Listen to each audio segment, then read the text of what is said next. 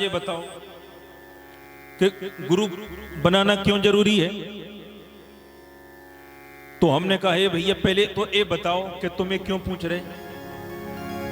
बोले जानना है, पता नहीं है इसलिए। हमने कहा भैया बस तो इसलिए ही गुरु बनाना जरूरी है कि अपने आप को हम जान सकें हम कौन हैं। गुरुदेव भगवान यही तो बताते हैं हम कौन हैं, किस लिए संसार में आए हैं। क्या संसार में केवल खाने पीने घूमने फिरने भर के लिए हमारा जन्म हुआ? ऐसे तो जानवर भी अपना पेट भरते हैं। पशुओं के और मनुष्यों के बहुत सारे गुण मिलते जुलते हैं। जो सुख मनुष्यों को रबड़ी खाने में आता है वही सुख तो एक शूकर को अपने खाद्य में आता है। कौन सी बड़ी बात है ना जी। जो सुख मनुष्यों को डल्लब के गद्दों में आता है, मखमल के गद्दों में आता है, वही सुख नाली के कीड़े को नाली में आता है। वही बड़ी बात है। अगर मनुष्य बेटा बेटी पैदा करते हैं तो जानवर तो उनसे ज्यादा कर लेते हैं। कौन सी बड़ी बात है। पर ध्यान दें, जो आज आप यहाँ पे कथा सुन रहे हैं, कथा का आयोजन करवाया है, दान कर रहे हैं, धर्म कर रहे हैं, भगवान की कथा सुन रहे हैं, कल से शिवलिंग निर्माण करेंगे, रुद्राभिषेक करेंगे, ये जानवर कर सकते हैं क्या? तो मनुष्य शरीर हमें किस लिए मिला है?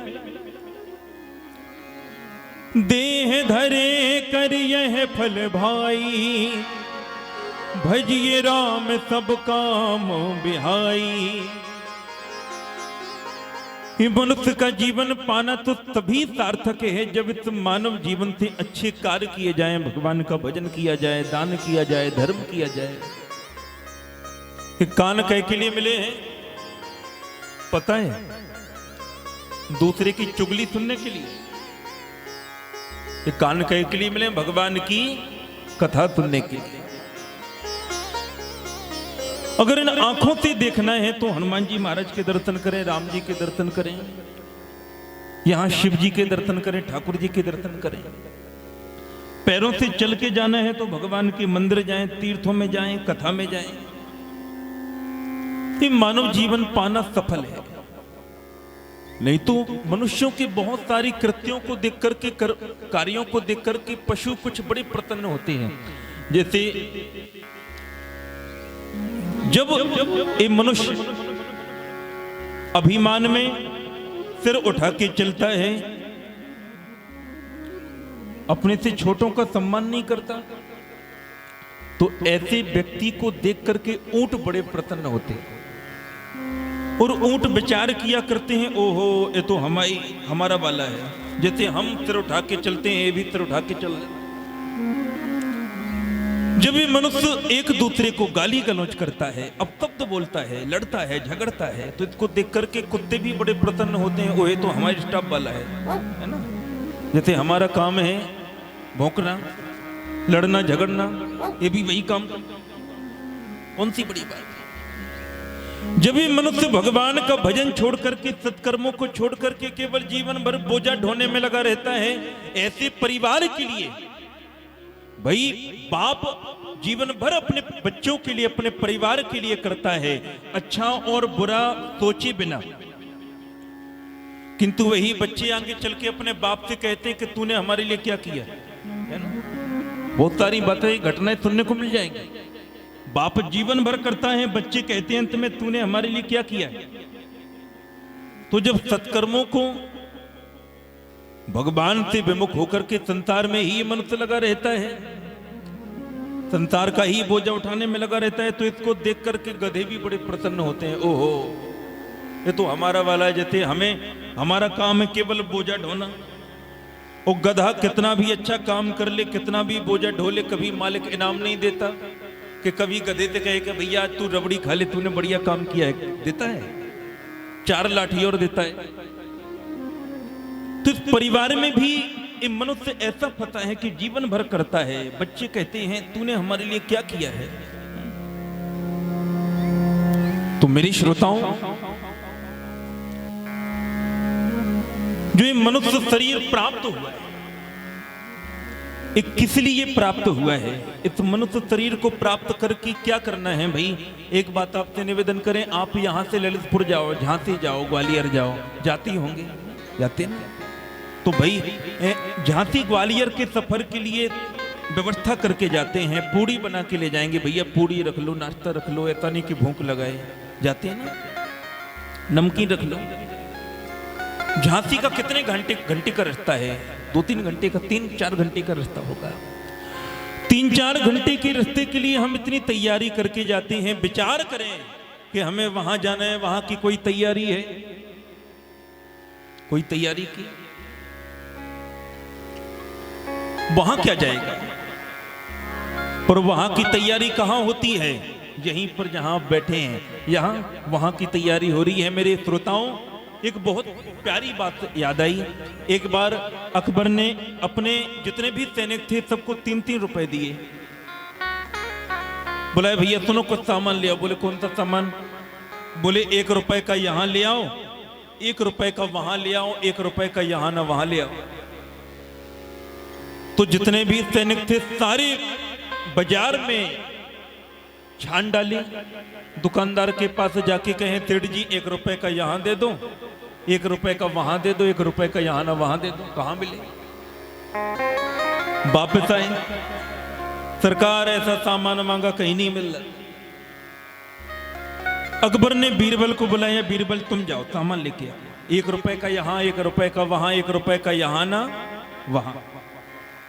बीरबल बाजार में गए, एक जगह बढ़िया गरम गरम जलेबी निकल रही थी, 1 रुपया की जलेबी ली।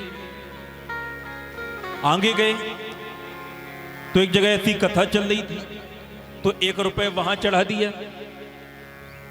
और आगे बढ़े तो एक जगह ये चल रहा था, समझ गए, 1 लगाओ 2 पाओ। तो 1 रुपए जुआ में लगा दिया, हार गए। अब अकबर बादशाह के पास आए। बादशाह ने पूछा क्यों बीरबल सामान मिल गया। बोले हाँ सरकार मिल गया। बोले 1 रुपए का यहां, तो जलेबी दे दी, लो सरकार 1 रुपए का यहां।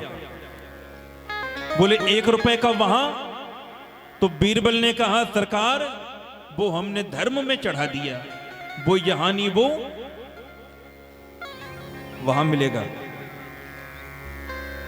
बोले 1 रुपए का यहां ना वहां।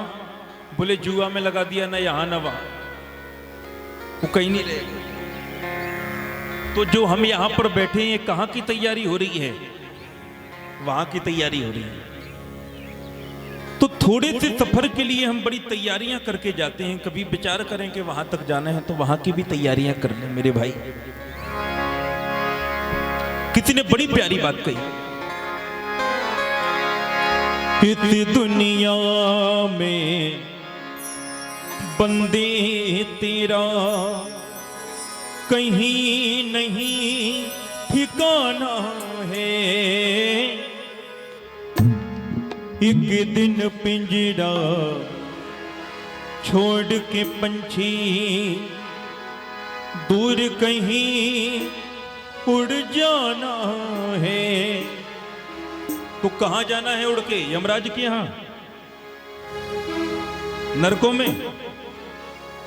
तो कहां जाना है, ध्यान दें। उड़ के जाना है हरि के धाम, उड़ के जाना है हरि के धाम, उड़ के जाना है हरि के धाम, उड़ के जाना है हरि के धाम। हरि राम राधे श्याम पिया राम रे, हरे राम राधे श्याम सिया राम रे। बोल पिंजड़े का तोता राम, बोल पिंजरे के तोता राम, बोल पिंजड़े का तोता राम, बोल पिंजरे के तोता राम। हरि राम राधे श्याम पिया राम रे, हरे राम राधे श्याम सिया राम रे हरि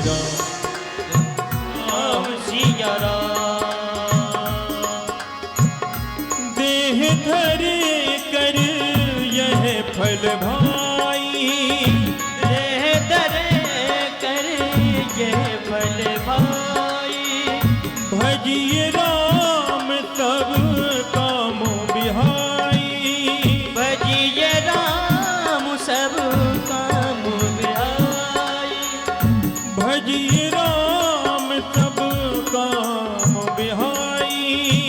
भजिए राम सब काम बिहाई। तो भाई संसार में हमारा जन्म किस लिए हुआ है, ये कौन बताते हैं? हमारे गुरुदेव भगवान। बोलिए सदगुरुदेव भगवान की जय हो। लेकिन ध्यान दें, आजकल गुरु भी गली गली में बहुत घूम रहे हैं। अपने यहाँ कहावत है, गली गली में गुरु फिरे, हमसे दीक्षा ले और स्वर्ग जाओ चाहे नरक जाओ पर हमें दक्षिणा। और जब ऐसे गुरुजी होते हैं, अगर गुरुजी चले गए तो चेला भी बड़े प्रसन्न हो जाते हैं। भले भये गुरु मर गए, चेलन पर गौ चैन। और 6 महीना में आउते धोती कुर्ता, बोले बच गए। तो ध्यान दें, गुरु बनाओ जानकर पानी पियो छान, सोच समझ के बनाओ। शिष्य का कर्तव्य है कि गुरुदेव भगवान के प्रति समर्पित रहे, गुरु जी को सब कुछ दे। और गुरु जी का कर्तव्य है कि अपने शिष्य से कुछ ना ले। ये गुरु के लक्षण है। गुरु केवल शरीर नहीं, गुरु तो एक कृपा का स्वरूप है, ज्ञान का स्वरूप है। मेरे भाई, एक बात याद आई। एक गुरुजी अपने चेला के यहां गए, पहली बार गए, गुरु दीक्षा देने के बाद पहली बार पहुंच गए चेला के यहां। तो चेला के मन में श्रद्धा आई। चेला ने सोचा कि गुरुजी पहली बार आए हैं,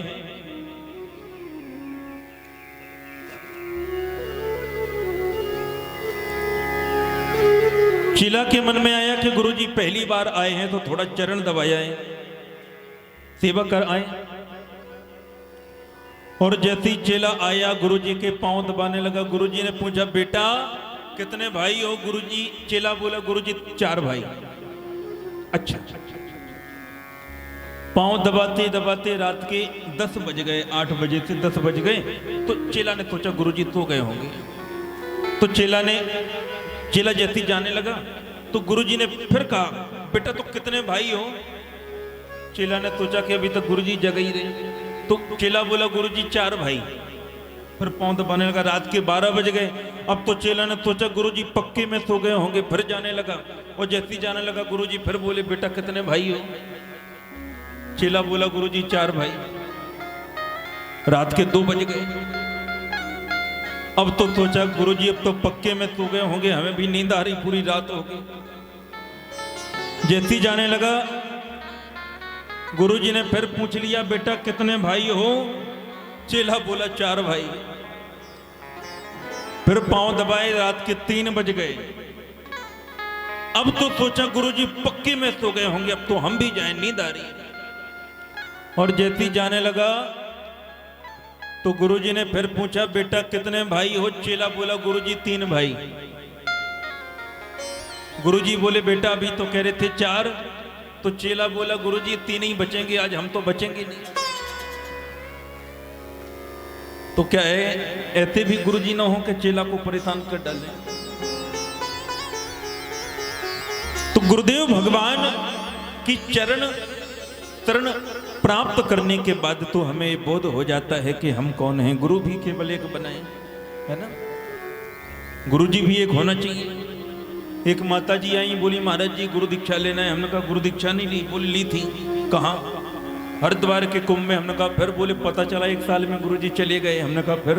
बोले इलाहाबाद के कुंभ में गए, वहां भी गुरुजी बनाए, पता चला 1 साल बाद वो चले गए। फिर वृंदावन में गुरुजी बनाए, पता चला 1 साल बाद वो चले गए। हमने कहा माता जी हमें जीना है भाई, हमने मंत्र दे दिया तो ऐसा नहीं कि 1 साल बाद हम ही चले जाएं। तो तो यहां मेरे श्रोताओं गुरुदेव भगवान के चरणों की वंदना की गई। श्री गुरुपद नख मणि गण ज्योति तुम रत दिव्य दृष्टि ही होती। श्री गुरुदेव भगवान के चरणों की नखों से जो ज्योति, जो मणियों का प्रकाश निकलता है, जिसके स्मरण करते ही हृदय में दिव्य दृष्टि प्राप्त हो जाती है। भागवत जी में भी आया है कि गुरुदेव भगवान की ऐसी कृपा, चिंता मरण लोक सुखम सुरद्रुहु स्वर्ग संपदम प्रक्षति गुरु प्रीतो वैकुंठम योगी दुर्लभम। चिंतामणि और कल्प वृक्ष होता है, चिंतामणि और कल्प वृक्ष से स्वर्ग की संपत्ति प्राप्त हो सकती है, पर भगवान प्राप्त नहीं हो सकते।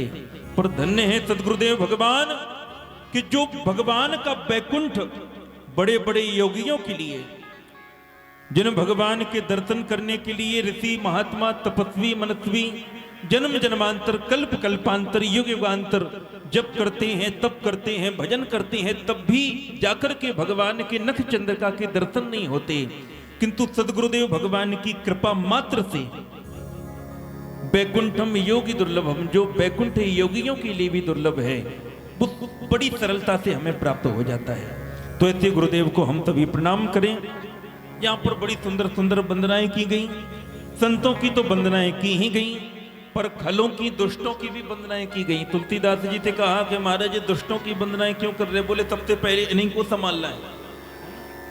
भाई दुष्टों की वंदना पहले कर लो, इनसे ज्यादा खतरा रहता है। सज्जन तो बिगाड़ेंगे, सज्जन तो जितना करेंगे बनाएंगे, लेकिन दुष्ट होता है उससे बड़ा डर रहता है।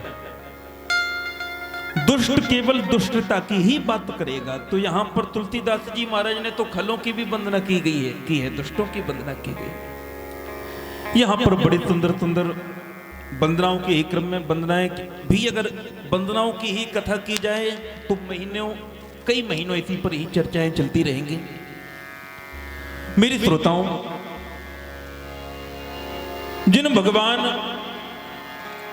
भोलेनाथ का पावन मास है श्रावण मास, इतने बड़े रुद्राभिषेक आयोजन में श्री राम कथा का जो आयोजन रखा गया, शिवलिंग निर्माण के ही मध्य शंकर जी से बढ़ के श्री राम कथा का प्रवक्ता कौन हो सकता है? शंकर जी से बढ़ के ज्ञानी है कौन? प्रत्येक अलग अलग देवता की उपासना करने से अलग अलग फल की प्राप्ति होती है, ध्यान दें। अगर किसी को विद्यावान बनना है, कोई चाहता है कि बहुत बड़े हम ज्ञानी बन जाएं, तो किसकी उपासना करना चाहिए, किसकी पूजा करना चाहिए? कोई ज्ञानी बनना चाहता है तो किसकी पूजा करना चाहिए पता है? सरस्वती जी की। किंतु ध्यान दें,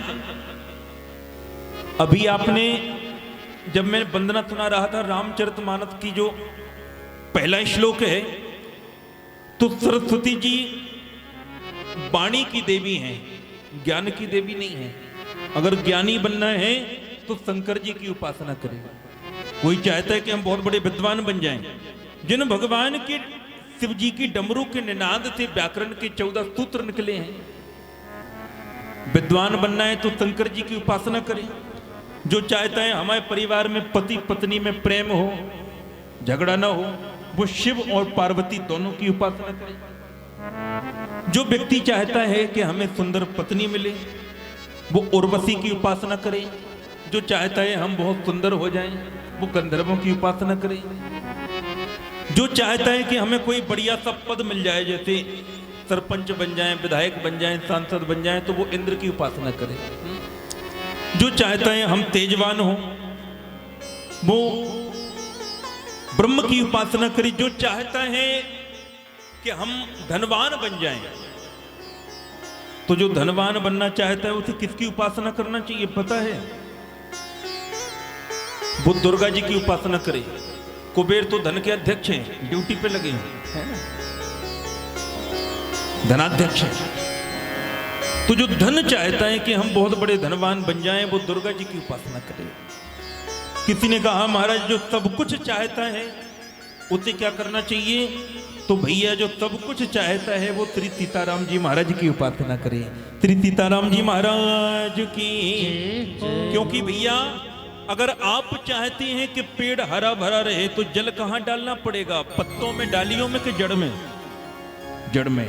अगर जड़ में जल डालोगे तो पत्तियां जितनी शाखाएं तो हरे भरे रहेंगे। तो जो जड़ हैं वो हमारे श्री सीताराम जी महाराज हैं, और जितने देवता हैं ये सब पत्ते हैं, शाखाएं हैं, है ना।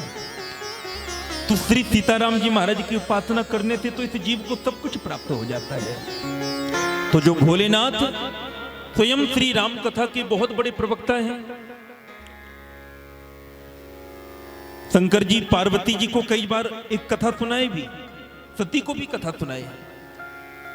किंतु जब शंकर जी की भी इच्छा होती है कि हम कथा सुने तो वो भी कथा सुनने के लिए आते हैं। जैसे जहां जहां पर कथा होती है हनुमान जी महाराज कथा सुनने के लिए आते हैं। अभी इतने समय में जहां जहां कथा चल रही होगी, यत्र यत्र रघुनाथ कीर्तनम, जहां जहां कथा चल रही होगी वहां वहां हनुमान जी महाराज बैठते हैं। सबसे पीछे आके बैठते हैं, हाथ जोड़ करके पालथी लगा के। और जितने समय तक कथा चलती है उतने समय तक हनुमान जी महाराज के नेत्रों से सावन भादों की तरह झरझर झरझर अश्रु प्रवाहित होते रहते हैं। तो हनुमान जी से बढ़ के संसार में श्री राम कथा का प्रवक्ता कौन है भाई? अगर जीवन में बहुत ज्यादा कष्ट आ जाए, बहुत बड़ी परेशानी आ जाए, दुख आ जाए तो क्या करना चाहिए? भगवान की कथा सुनो। कथा सुनने से दुख दूर होता है। आप कहोगे किसी का हुआ है तो भैया कोई आत्महत्या करने का विचार कब करता है? खुशी में, जब बहुत ज्यादा परेशानी हो, जब कोई व्यक्ति अपने जीवन से हार जाता है तब वो आत्महत्या करने का विचार करता है। यही स्थिति तो है माता सीता जी की। सीता जी विचार करती हैं अशोक वाटिका में, मिलहि न पावक मिटहि न तूला। कहीं से अग्नि का एक अंगार मिल जाए तो मैं अपने आप को जला करके भस्म कर लूं। आत्महत्या करने की विचार कर रही सीता जी, इतनी दुखी हैं। उसी समय हनुमान जी महाराज पहुंचे। हनुमान जी महाराज ने विचार किया माता जी तो बड़ी दुखी हैं, तो माता जी का दुख कैसे दूर होगा? तो हनुमान जी के मन में विचार उत्पन्न हुआ कि माता को कथा सुनाओ। और जैसे सीता जी को कथा सुनाई तो सीता जी का दुख दूर हुआ। सुंदरकांड में गोस्वामी जी वर्णन करते हैं, रामचंद्र गुण बरने लागा, सुनतहि सीता कर दुख भागा। तो अगर हमारे आपके जीवन में भी दुख आ जाए, परेशानी आ जाए, तो जो भगवान की कथा सीता जी का दुख दूर कर सकती है, जो जगत की माता है, तो क्या वो कथा हमारा आपका दुख दूर नहीं कर सकती? तो हनुमान जी महाराज इतने बड़े वक्ता हैं पर वो भी श्रोता बन के कथा सुनते हैं। शंकर जी इतने बड़े राम कथा के वक्ता हैं पर वो भी श्रोता बन के कथा सुनते हैं। और एक बार शंकर जी के मन में इच्छा हुई कि हमें कथा सुनने के लिए जाना है। और कब इच्छा हुई, ध्यान दें,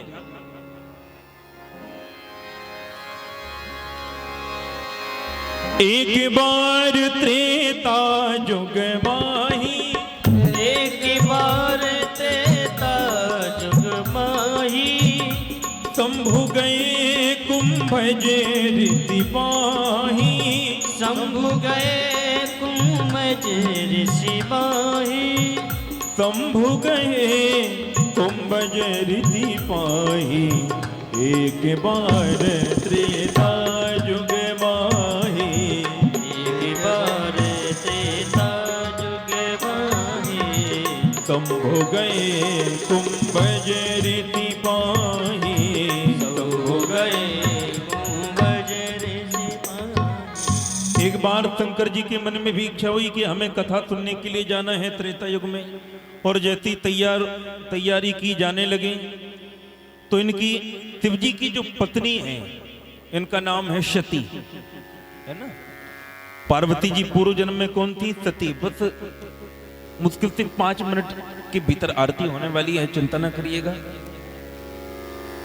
सती जी ने शंकर जी से कहा कि महाराज कहां जा रहे हैं? बोले कथा सुनने के लिए। बोले हमें भी ले चलो, हमें भी कथा सुनना है। तो सती जी भी शंकर जी के साथ कथा सुनने के लिए जाती हैं।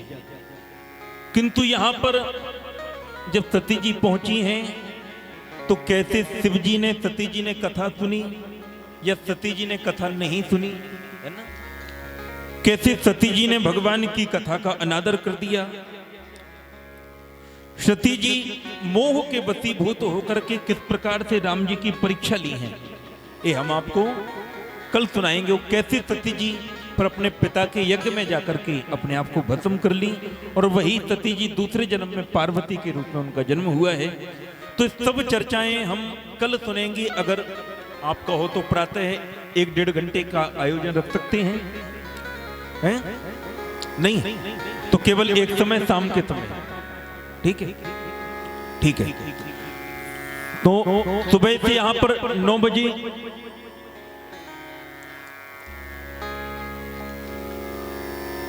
अब भाई ऐसे कैसे चलेगा भाई, है ना? कुछ लोग कह रहे हैं कि और एक ही समय रहने दीजिए, कोई कह रहे हैं ना एक ही समय। चलो एक सुंदर सा भजन है ना, इसके पश्चात आप विचार कर लीजिएगा, बता दीजिएगा।